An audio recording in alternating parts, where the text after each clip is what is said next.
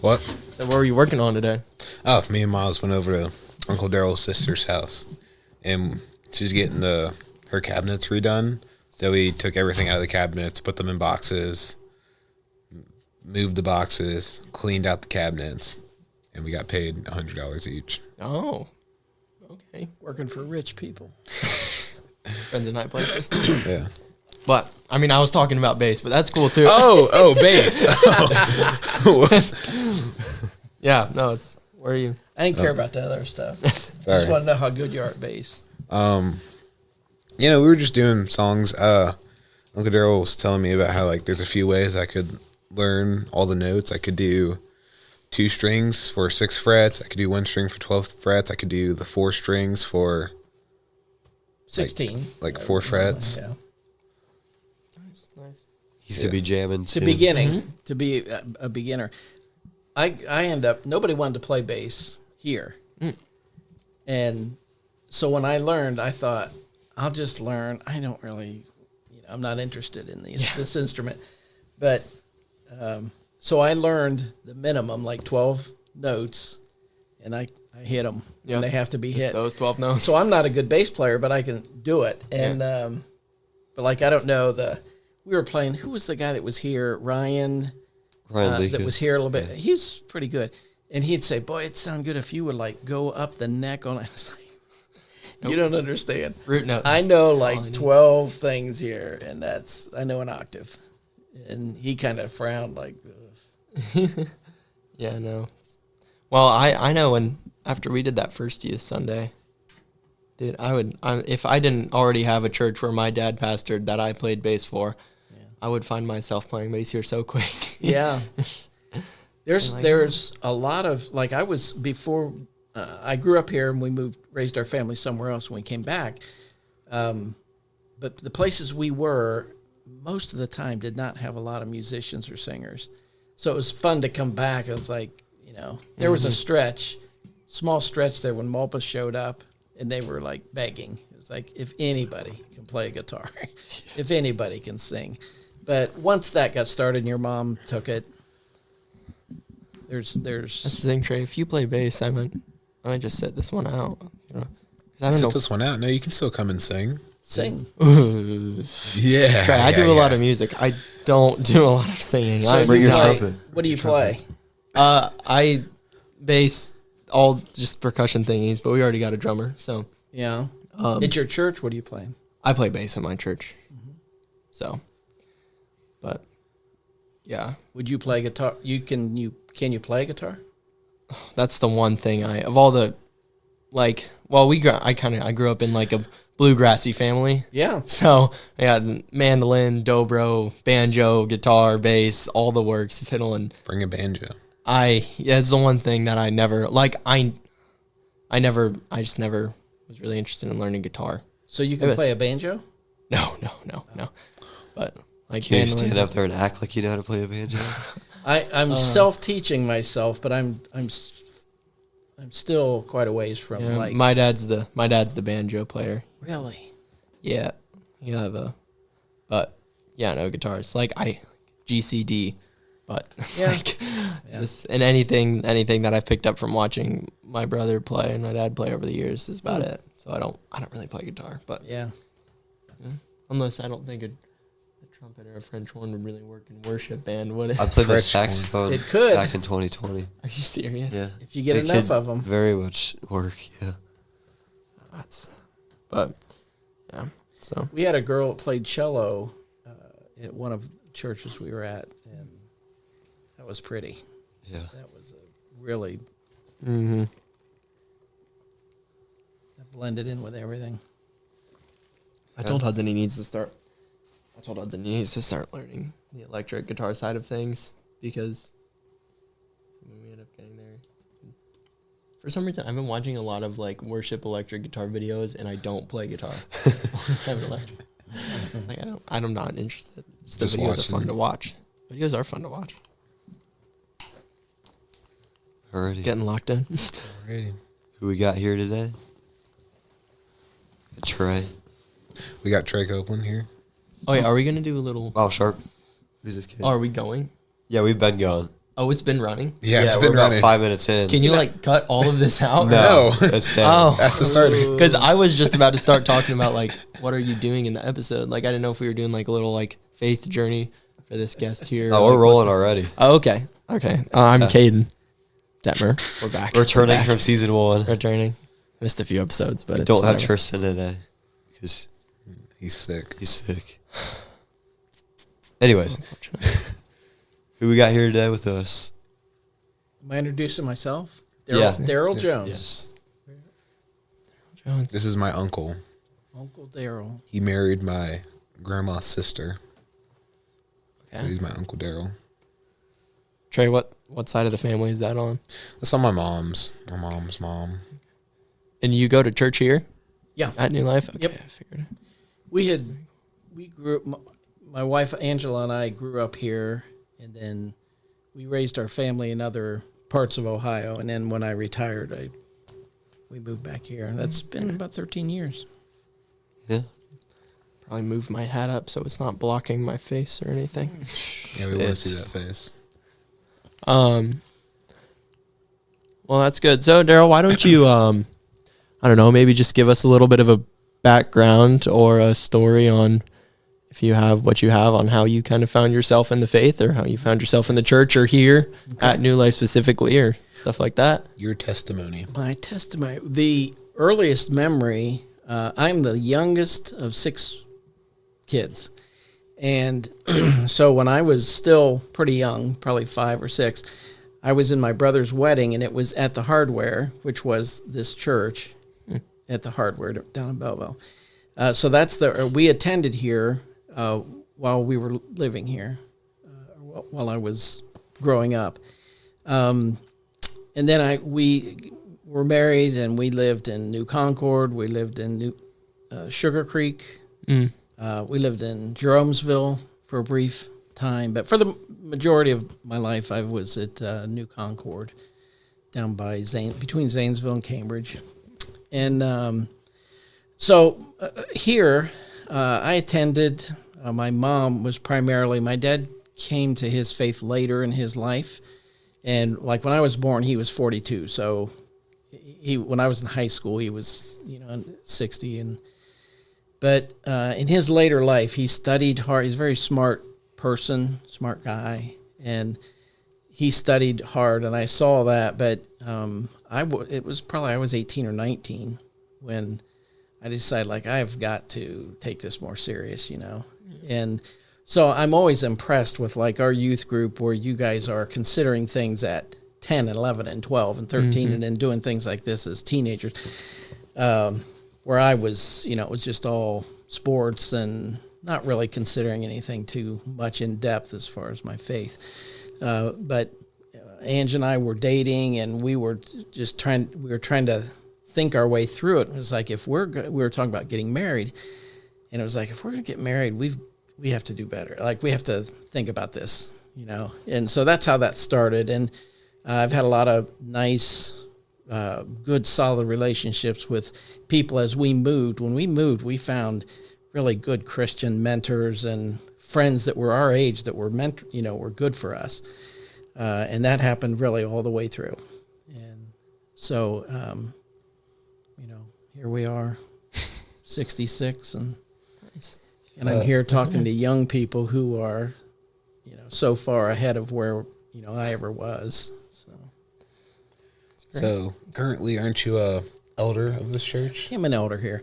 There's when I was in New Concord, when we first moved there, that church was a church plant, and there were only I think the first time we went, it was fairly new, a few months. There was 98 people there, and we just jumped in right away. Like, we didn't investigate and find out like who's here and who do we know or who would we like to be around. I think we just became members like the first time we visited without really thinking any deeper. It was like, we're going to put our energies and our faith to work here. And it grew. And when we left 20 years later, there was 260 people there, and we had added on. And it was really a good experience. Somewhere, I don't know, I think that church, because it was a plant, did not have a lot of older folks in it. And so I became an elder there when I was like 36, which is a little early, and my kids were little. So I did that like 14 years, and then we moved and to another place for a few years, and then moved back here. And then after a few years here, became an elder here. So it's just a good way to serve God. It's not something like I don't move someplace and think I have to be an elder here. I did not really seek after it. It's like there was some need for it, and I had done it. And it's a worthy thing to do, to serve God. So for some of our audience that might not know, what does an elder do? What is their job in the church? Well, an elder, you're an overseer, and really, if things were, and I've never had, fortunately, we've not had, in my experience, an issue where you would, like if somebody were to stand up and preach something that was not correct, we would need to rein that in or get it corrected somehow.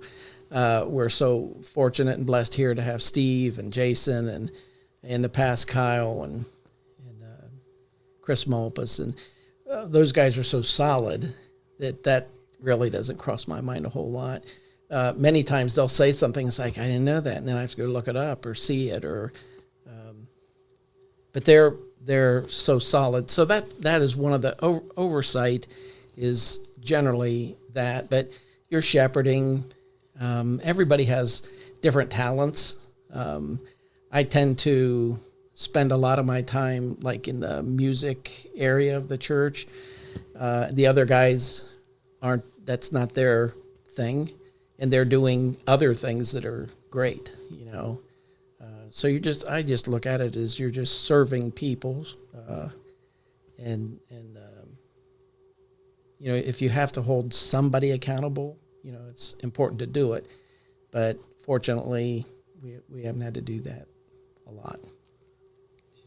So as an elder, do people, I assume, is there people like in the church, do people come to you and like to seek guidance and advice in problems that they have or questions much, or is that typically just something that kind of goes through the pastor, or how does that? It happens always. In all different ways. There was, I don't know if it's been a year or two, Trey said something to me, or maybe you guys mentioned to him, like, why don't you have your uncle mentor you or whatever.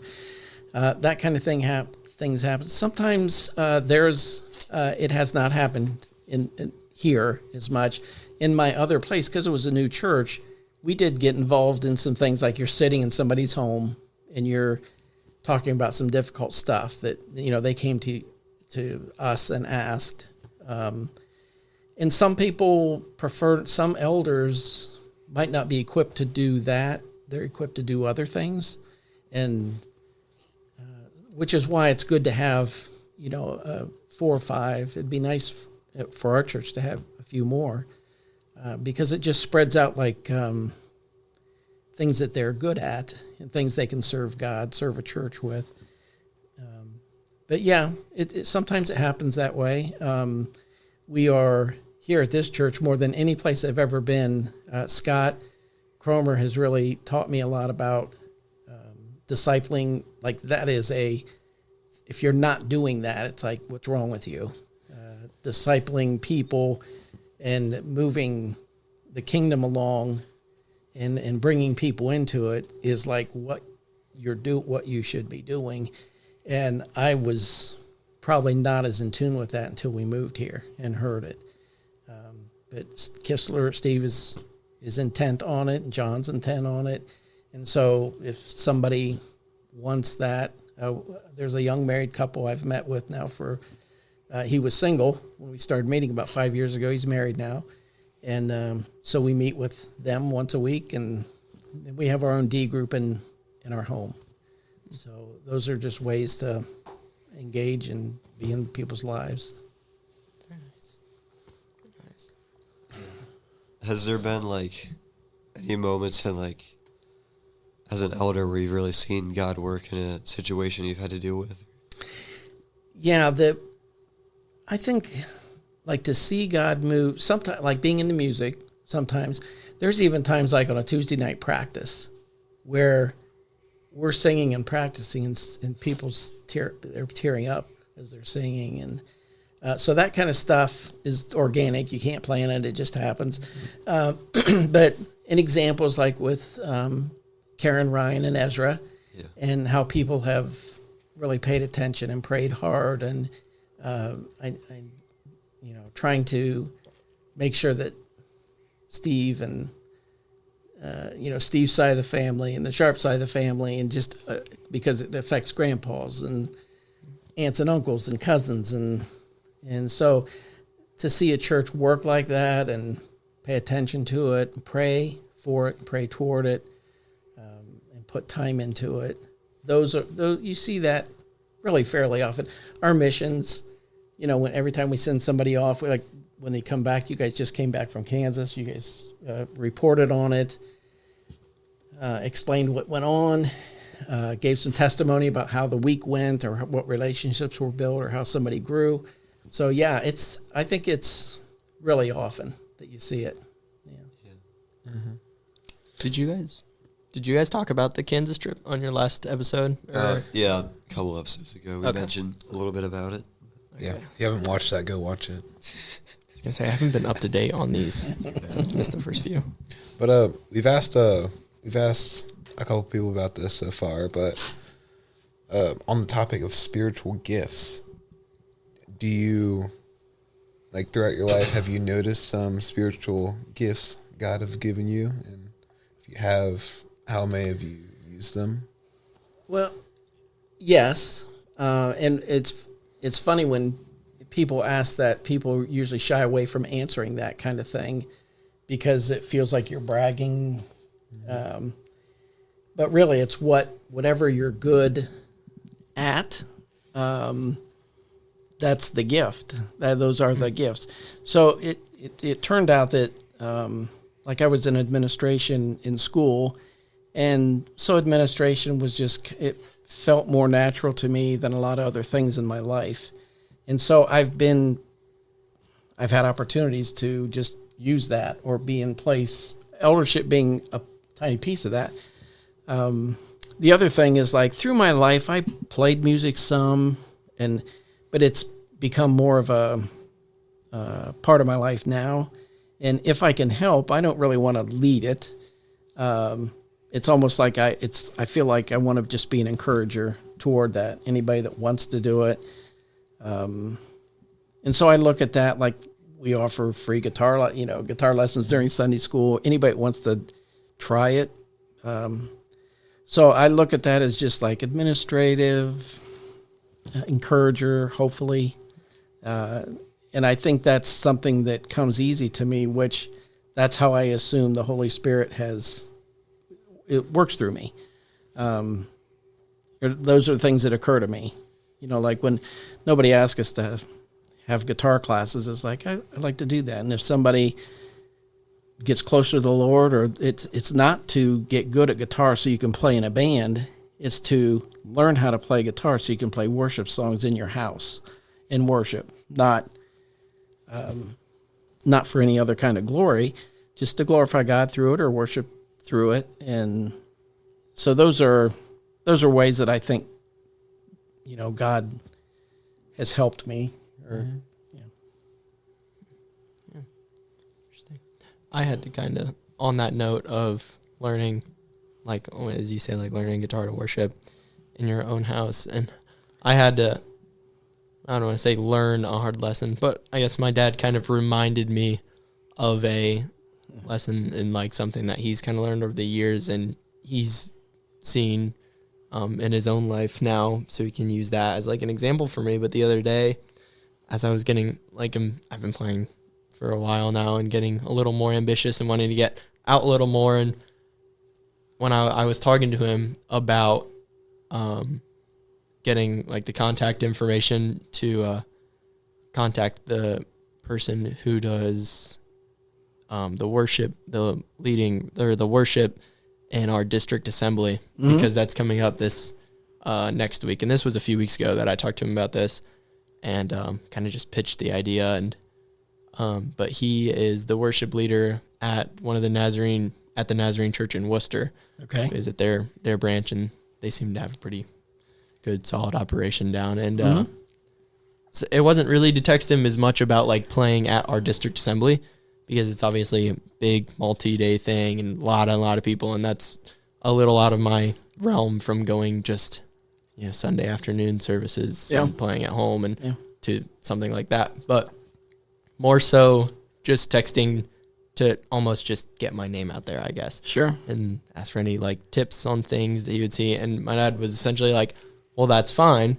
But the thing that you have to remember, like getting your name out there a little bit, and that's fine. But like I said, the thing you have to remember is God will put you where he thinks you should be. Yeah. And God's going to put you in those places, and you don't have to over advertise yourself and try and force yourself into those scenarios. And he said like how he's played his whole life, and he's always wanted to be part of a bluegrass band his whole life. He's always wanted to do it, and he's had the little opportunities, and he just hasn't been able to take it. And he's finally reached a point in his life where kids are growing up, things are slowing down, and the bluegrass band that he plays for now, Chestnut Ridge, it just so happened that someone who played in their band came to our church on a Sunday, and they got talking, and now he plays banjo for them. Oh, and so he's like, when God knows you're ready, or when he thinks it's the right spot, God will put you in those spots. He'll put the opportunities out, and he's given you these musical gifts and talents.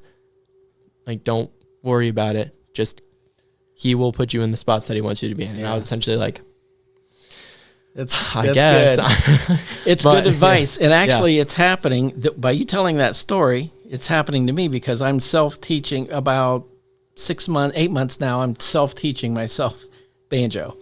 And I'm, it was like, well, what do I do? Do I do this style or this style or this style? Or what am I don't even know. And it's just YouTube, and you're working on it, and you're like, am I really doing any, and the speed of things is coming so slowly.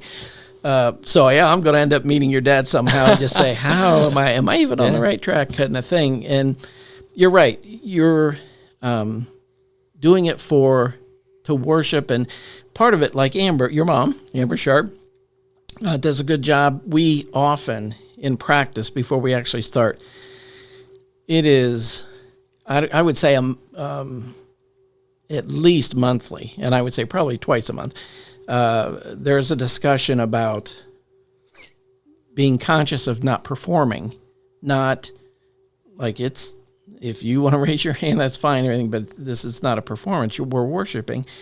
And in our view is like, we owe it to God to be technically good at what we do. You've learned drums. You owe it to God, if you're going to play here or any church, you owe it to him to be the best that you can be at it. Not because you want to be a great drummer and then advertise yourself somehow. It's just do that. And things a lot of times tend to work out like you say. That's good advice from your dad. Smart guy. Yeah. But, yeah. And I feel like that the thing that I always, like, I've gotten worried about is, like, where do you cross the line, or like, where do I cross the line between, like, am I performing and trying to, like, be good for myself, or am I still doing this for God? Am I doing this right? Or I feel like I'm going to find myself getting paranoid that I'm, like, started to, like, not do it for God and do it just, like, to play music. And it's, I don't know if it's like not a completely irrational fear. Yeah. But because like I know like I love music and I'm always wanting to get better and better at it. Yeah. But then I'm like, am I going to cross that point where I start sacrificing my holy things to get better at music, or I don't know. Yeah. Well, like we're human. And so I'm going to say you probably will cross it, and then you'll catch yourself, hopefully, because we're human. We do it. But I don't think there's anything wrong with being technically really good at what you do. I've been watching some videos, some people who are not Christian, clearly, but their technical skill of what they're doing is just so impressive. And it's like, and then I find out, well, they play 2 to 6 hours a day, and since they were 12, and there's nothing about worship in their life that I can tell, but they're technically good. And I think there's nothing wrong with that. A Christian can't be technically good. And this is kind of beyond it was when I was started listening to Christian music, there's a guy named Stephen Curtis Chapman, who's my age now, is probably in his late 60s. And we saw him 3 or 4 months ago at Christmas time, and I was amazed. I never knew he was so gifted on the guitar.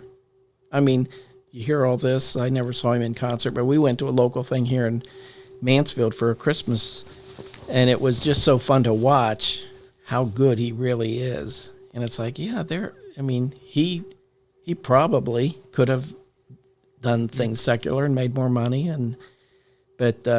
so your concern is good as long as you're always thinking this, but I don't think there's anything wrong with becoming like if you could shred with anybody else, and you're doing it for Jesus, I think it's, it's a good calling. I don't suppose there's anything wrong with getting better at your instrument, and like trying to be the best that you can. Yeah.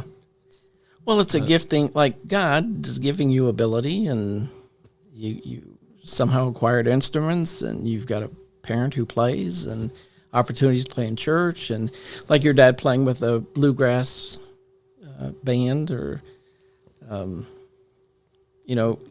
he'll come in contact with other non-Christians and be the light maybe in their life that was not going to happen any other way. So it can be done. I mean, you're smart to think it through, to be careful, but and we're human. We always get off track, but God lets us back. I forget what verse it is, but it's like whatever you do in work or in deed, do it all for the glory of Jesus. Or something along those lines. Yeah. I had a hard lesson, talk about your dad kind of advising you. I was small. I was probably 10, and we were driving along the road, and there was a couple guys down in a ditch on a hot day with shovels, digging something out. And as a 10-year-old, I said something. I don't even know what remark I made about it. But I remember getting about a 20-minute talk from my dad about in the theme, and I'm 66 and still remember this. And I told this story to my brother, and he said, I got the same talk, sometime.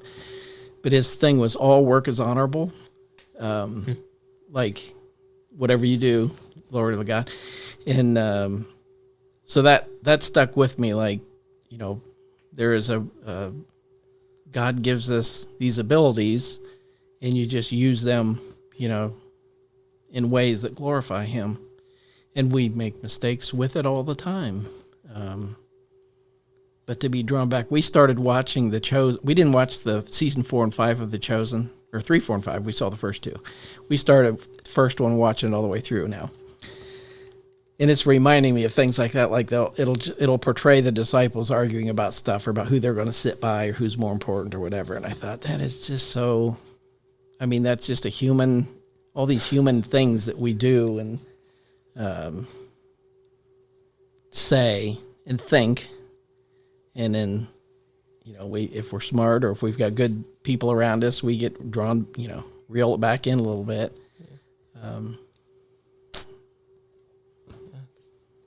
Yeah, that's one of the things I like about The Chosen, about how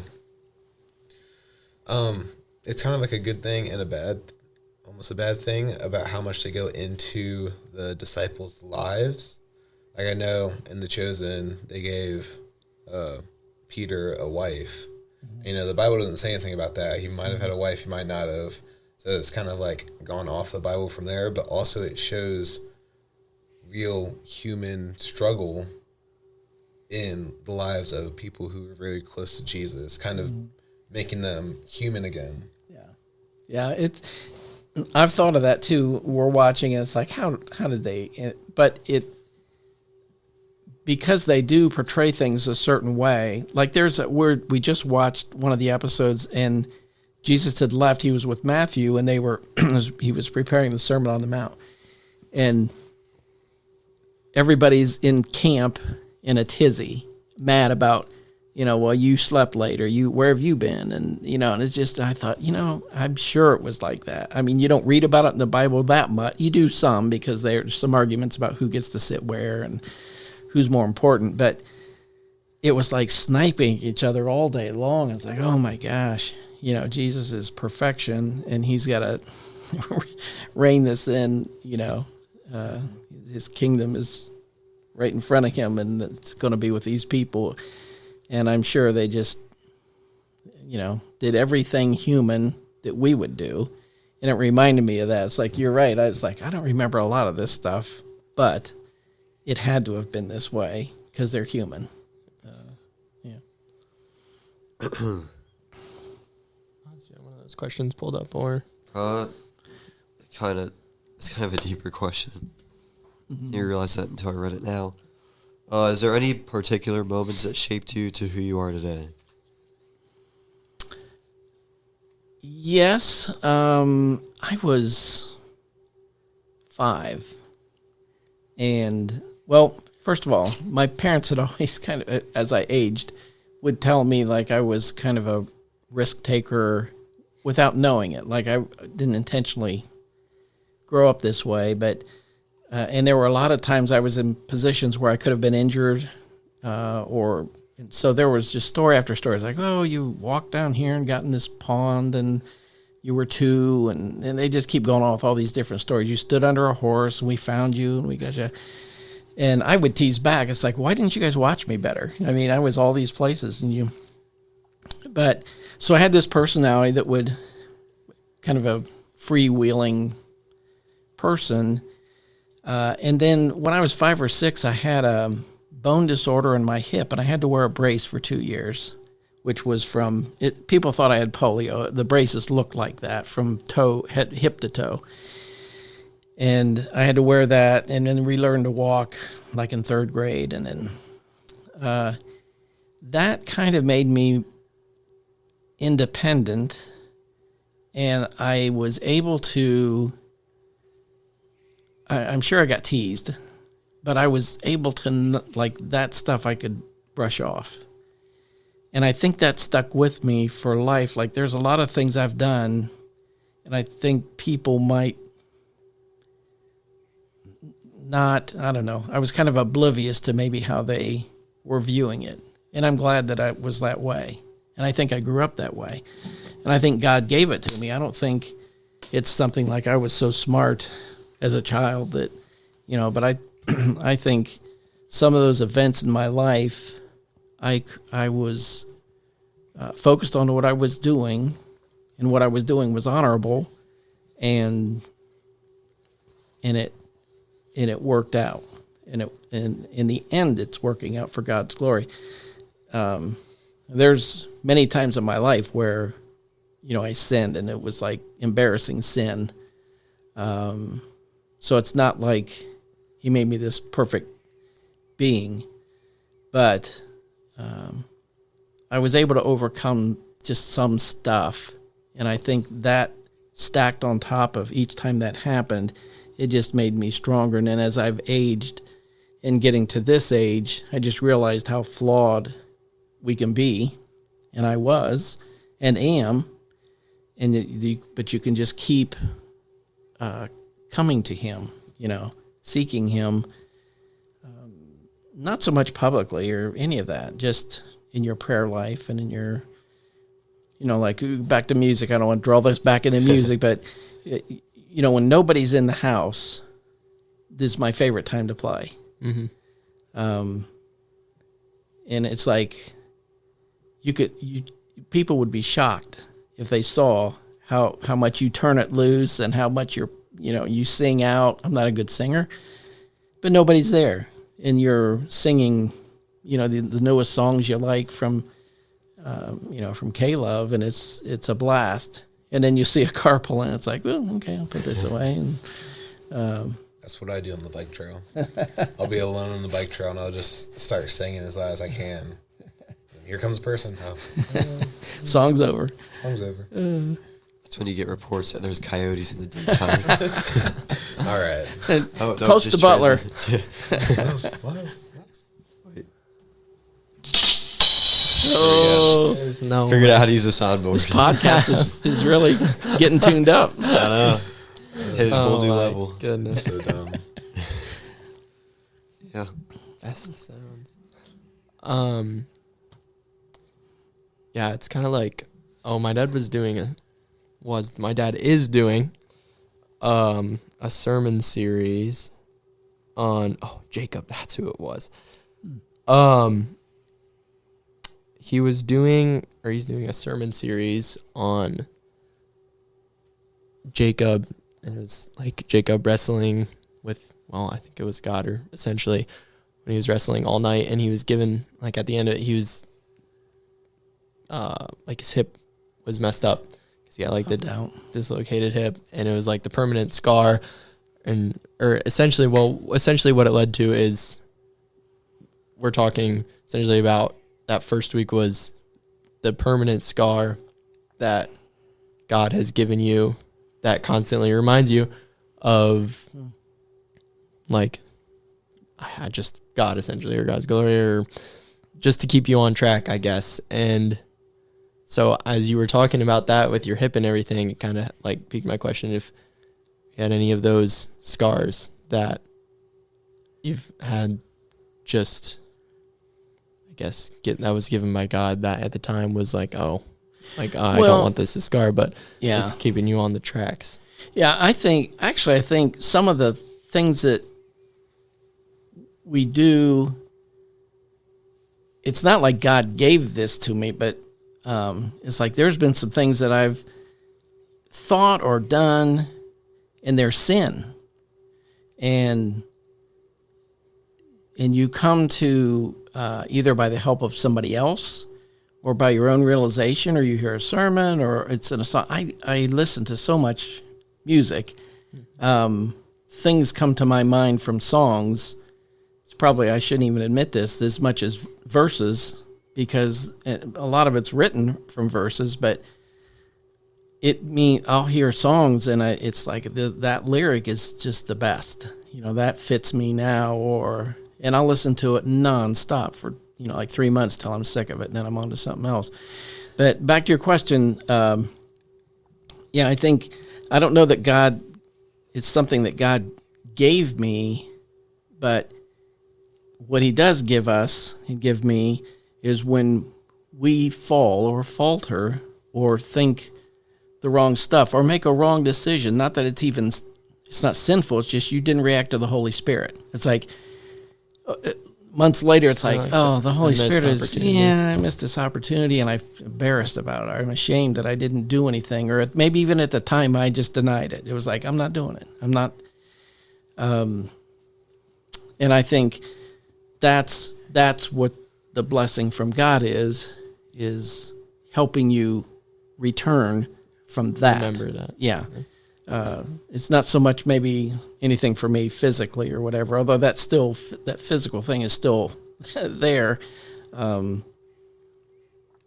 What I do think is that little affliction I had there, birth defect, the recommendations were don't play sports and stuff. Well, that's exactly what I loved, and I ended up doing it. I was able to do it, and I really, all my life, have thanked God for that I was able to move and walk and run and play sports and stuff and play with the kids and still be able to move. And now when we work, they're like, if I have Trey with me, he does the heavy lifting. The grunt work. He's the grunt. Yep. The hired help. What are you doing? I'm finding I don't pay enough.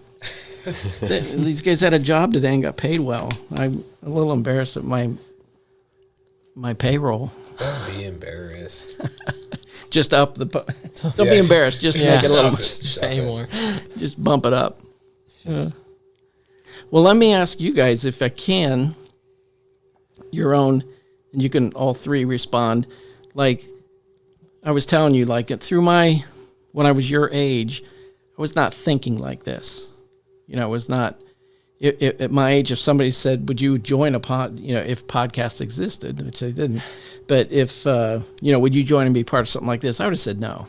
I mean, I was just off playing sports, and so okay, your dad's a minister, and your mom, works here in music ministry, and your family, you've got believers around you.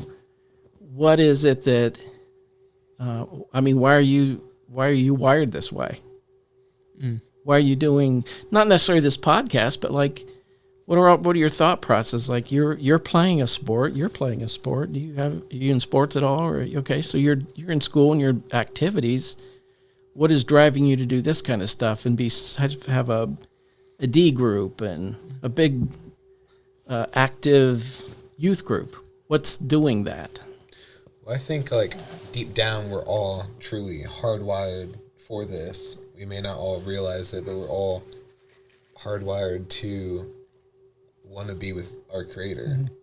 And for me, it's partly that, but also because I'm doing this stuff with my friends. Yeah. Like I have other people at school, I'm acquaintance with, I know them, but the people who like come to D group and the people I do this podcast with, they are my like best friends. Good. So I find it fun and enjoyable.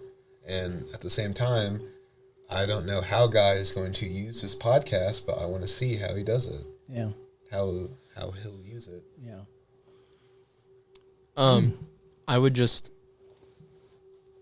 I think a few things. For one, I think ever since the start of this, I called us discipleship group idea that we had, seeing firsthand some of the effects and results of what's been going on and what we've been doing is a real like power to keep you pushing forward.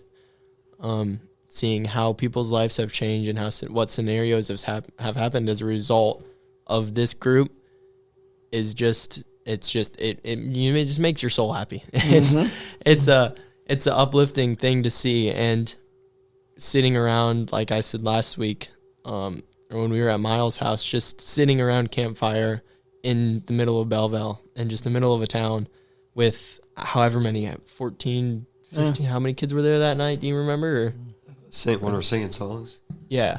There's a decent amount. Yeah, just having like 14 kids and just sitting around a fire, just a group of high schoolers, just worshiping the Lord. And it's a very above everything else, above whatever else. It's, if nothing else, that's what I was going for, not above everything else. If nothing else, it's a very uplifting thing to see, and that there's just these groups of high schoolers. And I know personally, I love to be able to say that I have a group of these friends that I've gotten dropped into that can do this, and we don't have to sit around a campfire and drink beer and carry on and party hardy and stuff, and we can have fun and enjoy time and praise God while we're doing all of it. And I'd say just being able to do this all and spread the word of God just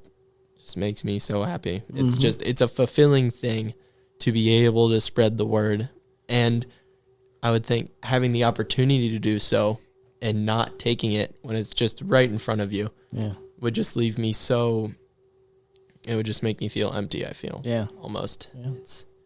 It's just a very, very, very good opportunity that we have, that I have friends that are able to push me even when I'm kind of half willing to do it because I've got busy things to do and I have other things. I have friends that are willing to push me to capitalize on the opportunity that we have to really spread the word. So, yeah, it's just fun.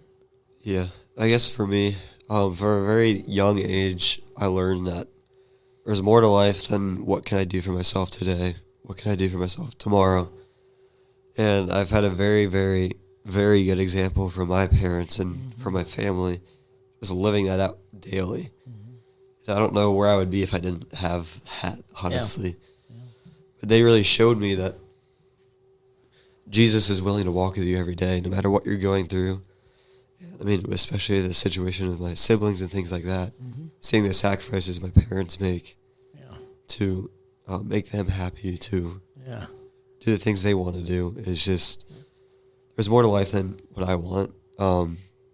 And in my faith especially, I can't just do this for myself. I can't just, obviously having a personal relationship with God is important, but there's other people here too.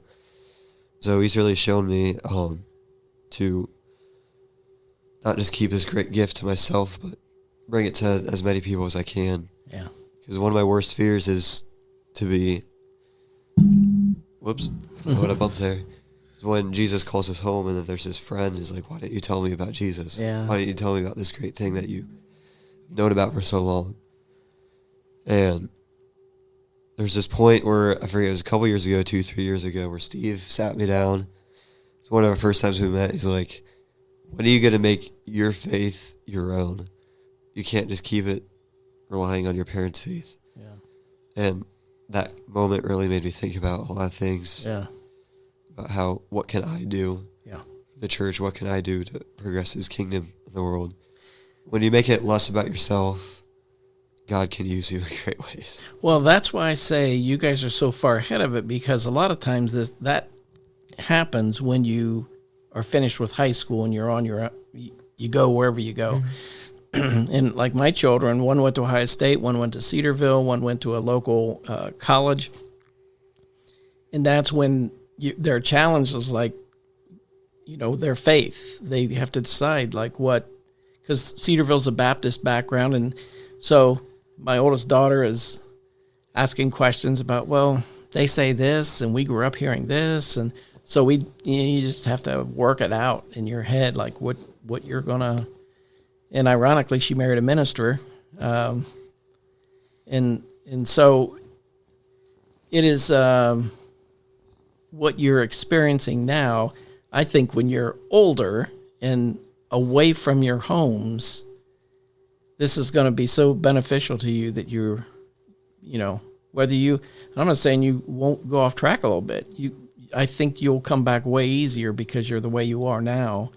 And then when I say off track, like not like a crazy off track, but, when my children were small, I was pretty consumed about taking care of them, like money-wise. I have to have money for this, to do this. And I was teaching, and it's not, it's good, but it's not like you're banking.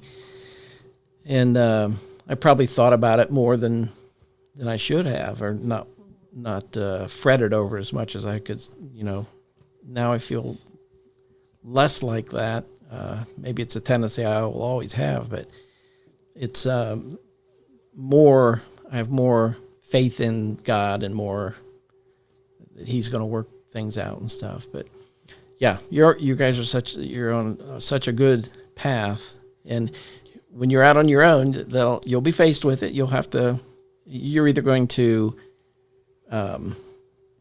start a similar thing like this or another group, or, if you choose to go to school, you're going to meet a whole new group of people, and you have to find, there's great people everywhere. I've moved a lot of places, and we have always found, now there's jerks everywhere, but you can find great Christians, and we have, and there's people we met, 30 years ago that, it's not like we're not physically close to them, but they're like our best, deepest friends, and we're not physically close to them, and we rarely get to see them, and they're everywhere. We've got them everywhere. So that's going to happen to you, but all of you. Encouraging here. I think I can speak for all of us when I say we really deeply appreciate that. You saying that. Yeah. I guess it means a lot. Well, I don't want the world's longest podcast here and keep talking, but you can shut it off, but I'm glad to stay all day or Even if you shut it off and we keep talking, I'm fine with that. But I don't know how you graciously tell a guest, like, okay, we've heard enough of you. No, we got a little.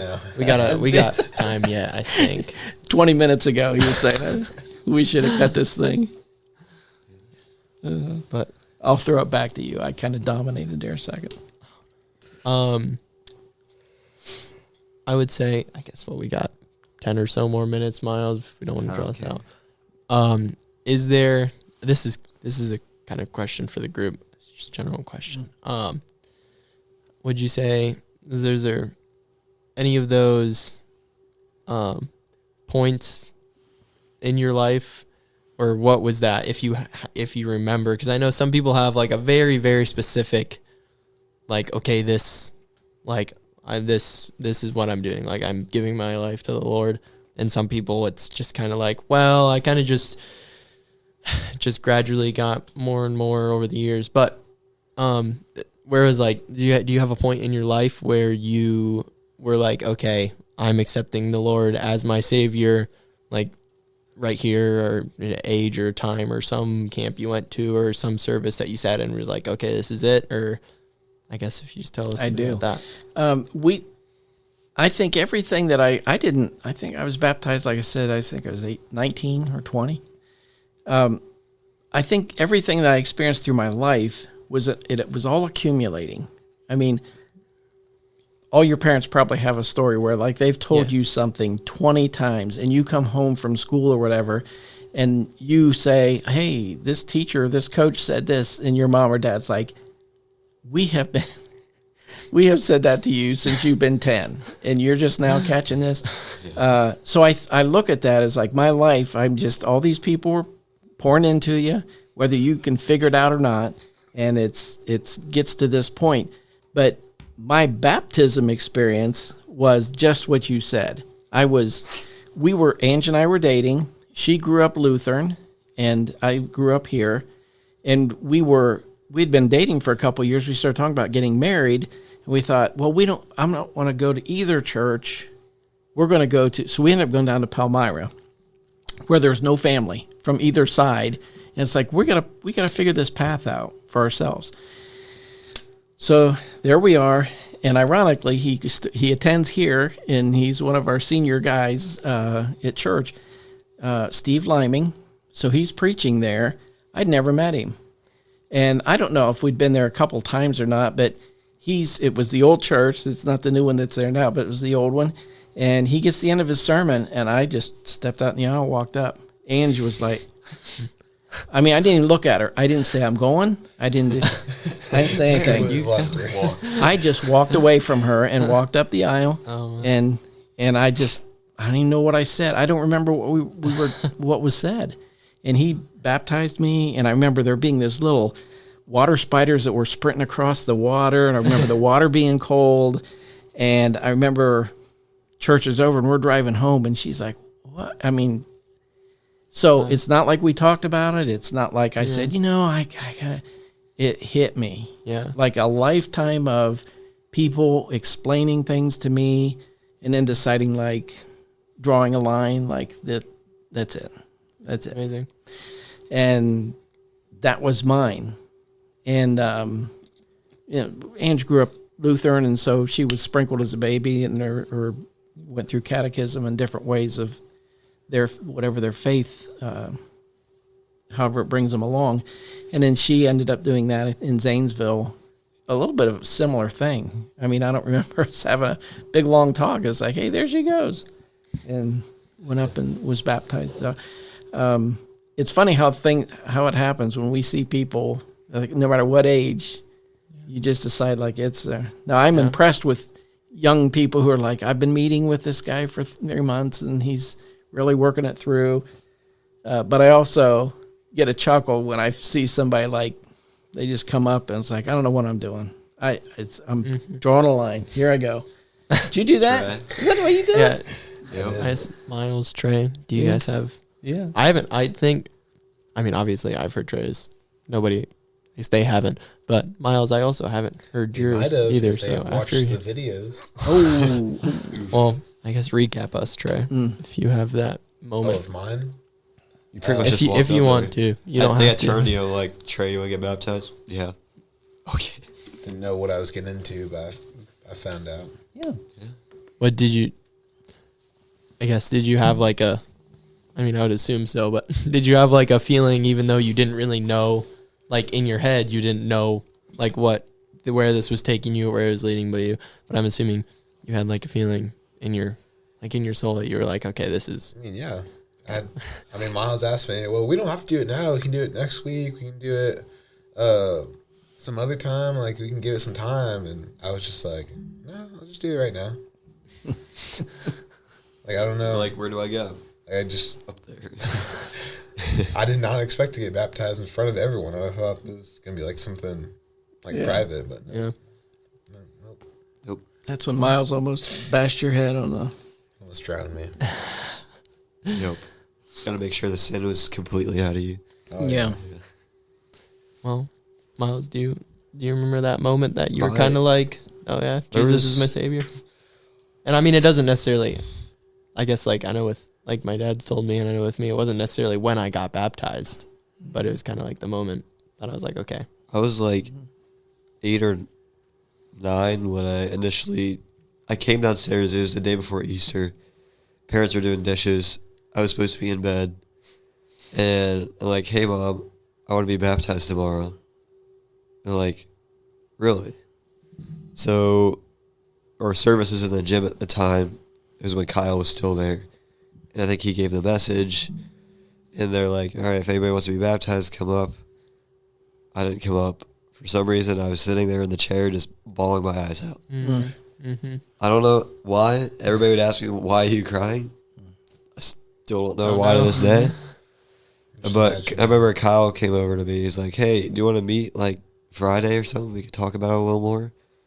And he came over, and I remember I sat outside our house on the slide, and he was sitting down next to me. We were just talking about what baptism is. I don't remember all the conversation. I remember him being like, well, you got all the questions, right? He's like, so it's up to you now. I think another couple years went by, and I didn't get baptized yet. And I believe it was after 6th grade years when the COVID thing happened. My Aunt Becca was going to get baptized because my Uncle Eli has been talking to her for a while about doing it. And she decided she's going to get baptized on August 22nd at the Kistler's pool. My mom got that text from somebody. She turned to me. She's like, hey, your Aunt Becca's getting baptized. Do you want to? My response was, sure. And they're like, she's like, wait, actually? I'm like, yeah, sure. I'll do it. And ended up, it was on the same day with her. I remember walking out to the van to go drive the Kistlers. I stubbed my toe in the doorway, started hopping on the other foot, and then I stubbed my other toe on the doorpost. My mom was like, the devil's trying to stop you from getting baptized, isn't he? But yeah, we ended up going. She got baptized first. I got baptized by Casey, which is my dad's friend. He literally picked me up and slammed me. Ah. But that was pretty cool. And I remember I was crying after that too, but I don't know. It's kind of Because you got slammed or emotional? I'm not sure. I'm not sure. It might have been a combination. I'm just sitting here imagining little Miles crying his eyes out. Yeah. We're going to have Tristan just a picture of you on Instagram. He did that. It's like we made Tristan the social media manager. Originally it was Miles, but Miles. I did a terrible job. Got fired? Him. Yeah. So So now it's fired. Tristan. And for like past couple of days, we've been like taking pictures here and like doing kind of stupid, funny videos, all related to this, and like posting them. All for the kids, you know. Yeah, all for the younger kids. Yeah. And then today, Iona, we're having D group this week at her house.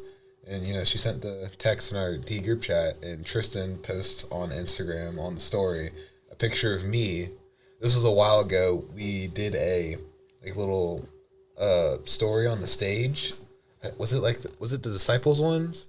Yeah. I think it was like the disciples when like Jesus came back, and like they're all like talking with each other and all that. And we went upstairs to the costume room, and I was like in this old costume, and I had like a wig on and a sword, and I was just standing there posing. And Tristan put that on Instagram with the caption being, the time and place of D group and all the information about that. It's our marketing team. Just out of nowhere, he just posted that. I was like, okay, this guy. Someone fire him. I think I had a total of 4 posts within the 3 months we recorded stuff last year. Yeah. I was not very good at social Yeah, media. you'll get there, Amos. You'll get there. Gotta get it. Gotta get the word out. Yeah. Need that Well, publicity. right on an hour. Yes, we are. Oh, wow. Yeah, Does not feel like an hour. These things do fly by quick. they do. They do. They really Very do. much. It's good. Time Miles, flies are when you you're are you sick, Miles? Yeah. Oh, So, that makes sense. last You 2 sound a episodes little we stuffy. recorded. over there. Last 2 episodes I recorded, my voice is awful. I can actually talk a little It's bit. been really but funny. I'm very stuffy.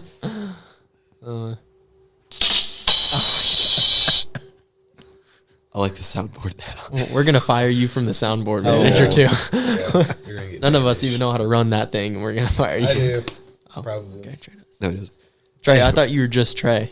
I saw that video. I thought you were just Trey. Oh, But Alrighty. Well, Darryl, we really appreciate Oh, having yeah. you on. Of I course we had appreciate a it. ball. Thanks for the invite. Very good conversations. Yeah. very good. Thank you for the Keep it insight. up. Keep it up. We will for sure. Well, Miles, is that a wrap?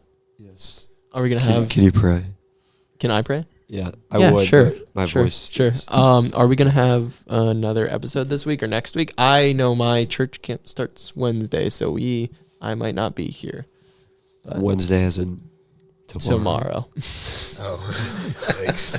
So I might not be able to record anymore Like this church week. camp, as in like Or a you're like- district assembly. It's kind of like you're the like going somewhere and you're spending the night somewhere, or down at MVNU or Oh. the Nazarene campus close to You us. just skipping. this guy didn't invite any of us. Yep. Yeah. So If you want to just- come stay in the apartment, there's only one of me there. All my siblings are off doing adult stuff. So, but all right, I can pray us out. Alrighty. Dear Heavenly Father, we thank you for this hour that we could enjoy together of just discipleship and sharing and fellowship that we could have. And we appreciate every opportunity you give us, and we do not take it for granted, the opportunities that we have today that weren't quite as accessible in previous years. And we thank you for giving us the ambition and the want to do this and helping us. Well, I guess it's up to us to choose to do that, but for giving us the ability to do that and the will to do it and